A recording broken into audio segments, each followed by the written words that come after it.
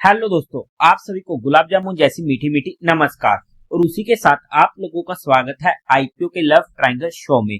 Finally next week हमारे पास काफी सारे एसएमई आईपीओ ओपन होने जा रहे हैं। यहाँ पर हम सभी आईपीओ का पूरा कच्चा चिट्टा खोलने वाले हैं, बेसिक से लेके एडवांस तक।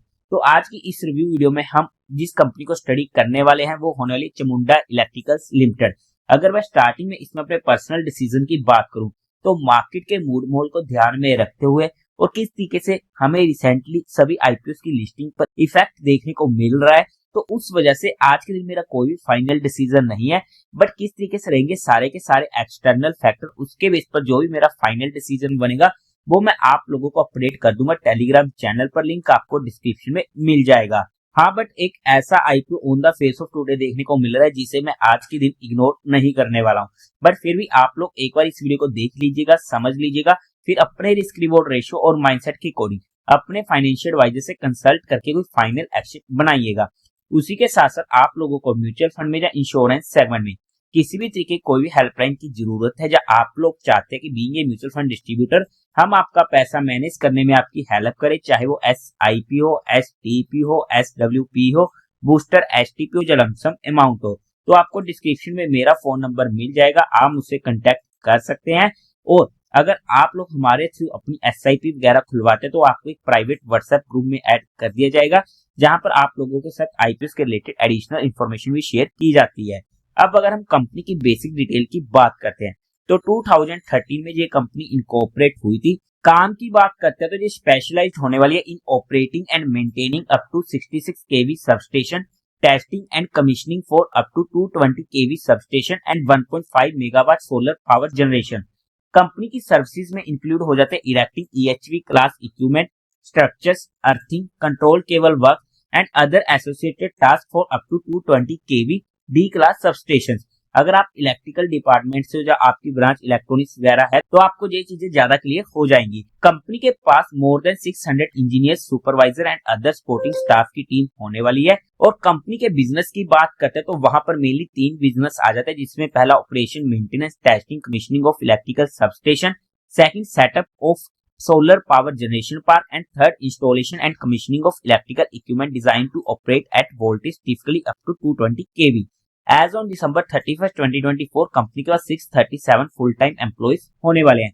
काम अच्छा है, सेगमेंट अच्छा होने वाला है। अब अगर हम कंपनी के कुछ इंटरनल रिस्क फैक्टर्स की बात कर लेते हैं तो वहां पर सबसे पहले कंपनी के अगर हम रेवेन्यू की बात करते हैं, जो इनके 3 मेन बिजनेस होने वाले हैं उनमें से कंपनी का मेजॉरिटी ऑफ रेवेन्यू जनरेट होता है operation, maintenance and testing commissioning से, जहां पर आप चेकआउट कर सकते हैं 2024 फिजिकल ईयर में 96% का, 2023 में 93% के करीब का एंड 2022 में 97% के करीब का। और ऐसे में अगर इनके इस पोर्शन में किसी भी तरीके की दिक्कत आती है तो वहां पर हमें कंपनी के ऊपर इस चीज का इम्पैक्ट देखने को मिल सकता है। सेकंड पॉइंट की बात करते हैं तो कंपनी का मेजरली रेवेन्यू जनरेट होता है गवर्नमेंट की तरफ से, जहां पर अगर इन्हें बिट्स वगैरह मिल जाती है तो वहां पर इनको उस चीज का फायदा हो जाता है। और यही हमारे लिए रिस्क फैक्टर भी हो जाता है कि अगर आने वाले टाइम में कंपनी बिट्स वगैरह नहीं जीत पाती तो उसका इम्पैक्ट हमें कंपनी के ऊपर देखने को मिल सकता है। नेक्स्ट पॉइंट काफी इंपॉर्टेंट होने वाला है, कंपनी का 100% रेवेन्यू जनरेट होता है इनके टॉप 4 कस्टमर से, यानी कंपनी के पास ओनली 4 क्लाइंट्स होने वाले हैं। और ऐसे में इनका कोई भी क्लाइंट इनसे लूज होता है या किसी भी तरीके की दिक्कत आती है तो वहां पर हमें कंपनी के ऊपर इसका मेजर इम्पैक्ट देखने को मिल सकता है। और उसी के साथ साथ हमें ज्योग्राफिकल कंसंट्रेशन रिस्क भी हमें देखने को मिलेगा, जहां पर इनके पास गुजरात की तरफ से ऑलमोस्ट 85% के करीब का रेवेन्यू इन 2024, 86% के करीब का रेवेन्यू इन 2023 एंड 100% का 2022 में देखने को मिला है। और ऐसे में अगर स्टेट वाइज में किसी भी तरीके की दिक्कत आती है तो फिर से हमें उसका इम्पैक्ट देखने को मिल सकता है। कंपनी का मेजर क्लाइंट होने वाला है Gujarat energy transmission corporation limited, जहां से कंपनी को 82% का रेवेन्यू आते हुए देखने को मिला 2024 में, 81% का 2023 में एंड 97% का 2022 में।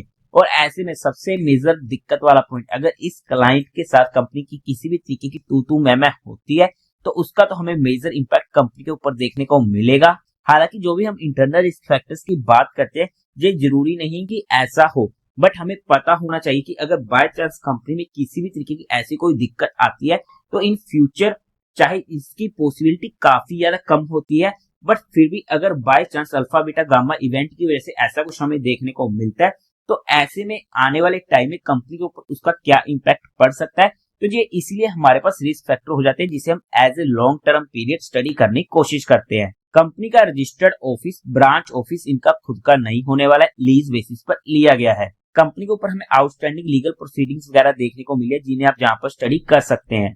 पास्ट ईयर्स में हमें जहाँ पर कुछ नेगेटिव कैश फ्लोज भी देखने को मिले हैं। तो जहाँ पर हमने कंपनी के कुछ इंटरनल रिस्क फैक्टर को स्टडी करने की कोशिश करी है।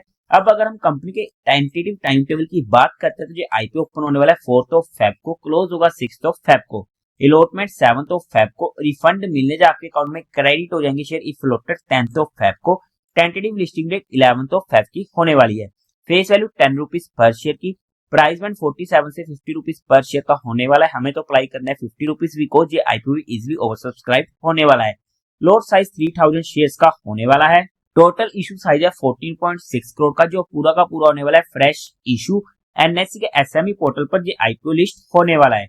कोटा की बात करते हैं तो क्वालिफाइड का 50% का, रिटेल में 35% का, एक्सचेंज में 15% का होने वाला है। लॉट साइज में रिटेल कैटेगरी में एक लॉट पड़ेगा 3000 शेयर्स का जिसकी अमाउंट पड़ेगी 1,50,000 रुपीज की। एक्सचेंज कैटेगरी में मिनिमम 2 लॉट्स के लिए अप्लाई करना पड़ेगा जिसकी अमाउंट पड़ेगी 3 लाख रुपीज की। अब अगर हम कंपनी के प्रमोटर्स की बात करते हैं तो वहां पर Mr Chirag Kumar Natwarlal Patel, Mr Natwar Y K Rathore and Mrs Purnika वैन सी पटेल कंपनी के प्रमोटर होने वाले हैं। प्री इश्यू होल्डिंग थी 97.46% की। अब अगर हम कंपनी के मेन मुद्दे की बात करते हैं यानी कंपनी के फाइनेंशियल्स की, तो वहां पर टोटल एसेट 2022 में थे 8.74 करोड़ के जो इंक्रीज होते थे फर्स्ट 9 मंथ ऑफ 2025 तक पहुंच चुके हैं 18 करोड़ के। अच्छी ग्रोइंग रेट होने वाली है। रेवेन्यू 2022 में था 11 करोड़ का, 2023 में 14 करोड़ का, 2024 में 20 करोड़ का एंड फर्स्ट 9 मंथ में 18 करोड़ का। फिर से अच्छी ग्रोइंग रेट होने वाली है। प्रॉफिट आफ्टर टैक्स 2022 में था 0.5 करोड़ का लॉस, 2023 में 0.31 करोड़ का प्रॉफिट, 2024 में 2.44 करोड़ का प्रॉफिट एंड फर्स्ट 9 मंथ में 2.81 करोड़ का प्रॉफिट। यहाँ पर भी बेशक हमें लॉस देखने को मिला है बट कंपनी रेगुलरली ग्रो कर रही है जो एक पॉजिटिव पॉइंट हो जाता है। नेटवर्क 10 करोड़ की, रिजर्व एंड सरप्लस में 2.84 करोड़ का, टोटल बोरिंग कंपनी के ऊपर 2.92 करोड़ की होने वाली है। ओवरऑल में अगर हम फाइनेंशियल्स की बात करते हैं तो अच्छे फाइनेंशियल होने वाले जहां पर हमें अच्छी ग्रोइंग रेट देखने को मिली है बट इतना हमें ध्यान में रखना पड़ेगा कि हमें यहाँ पर काफी छोटे फिगर्स देखने को मिल रहे हैं जिसकी वजह से हमारा रिस्क फैक्टर काफी ज्यादा इंक्रीज हो जाता है। और यहाँ पर कंपनी के प्रॉफिट आफ्टर टैक्स मार्जिन भी कंटिन्यूसली इंक्रीज होते रहे हैं और यहाँ पर तो ऑलमोस्ट 2% के थे बट यहाँ पर सीधा 12%, 10% के भी ऊपर के हमें देखने को मिले हैं जिसकी वजह से भी हमारे मन में थोड़ी सी शंकाएं आ जाती हैं। अब अगर हम कंपनी के ऑब्जेक्टिव की बात करते हैं क्यों आ रहा है ये आईपीओ, तो वहां पर इनको कैपिटल एक्सपेंडिचर की रिक्वायरमेंट है for purchase of new testing kit and equipment. Second, funding चाहिए वर्किंग कैपिटल रिक्वायरमेंट के लिए। थर्ड, रीपेमेंट करनी है इनको term loan and cash credit की। Fourth, general corporate purpose and fifth, issue expense को मीट आउट करना। कंपनी को फंडामेंटली बेसिस पर चेकआउट करने की कोशिश करते हैं तो मार्केट कैपिटलाइजेशन है 55.02 करोड़ की, आरओई 52% का जबरदस्त, आरओसी 37% के करीब का जबरदस्त, डेट टू इक्विटी रेशियो 0.78 का कंफर्टेबल है, रिटर्न ऑन नेटवर्थ 41% का जबरदस्त, प्रॉफिट आफ्टर टैक्स मार्जिन 12% का अच्छा है, प्राइस टू बुक वैल्यू 10.59 की, ईपीएस प्री आईपीओ 3 की, पोस्ट आईपीओ 3 की काफी ज्यादा कम है, पी प्री आईपीओ 16 की, पोस्ट आईपीओ 14 की। फंडामेंटली बेसिस पर चेकआउट करते हैं तो अच्छे फंडामेंटल्स हमें यहाँ पर देखने को मिलने वाले हैं।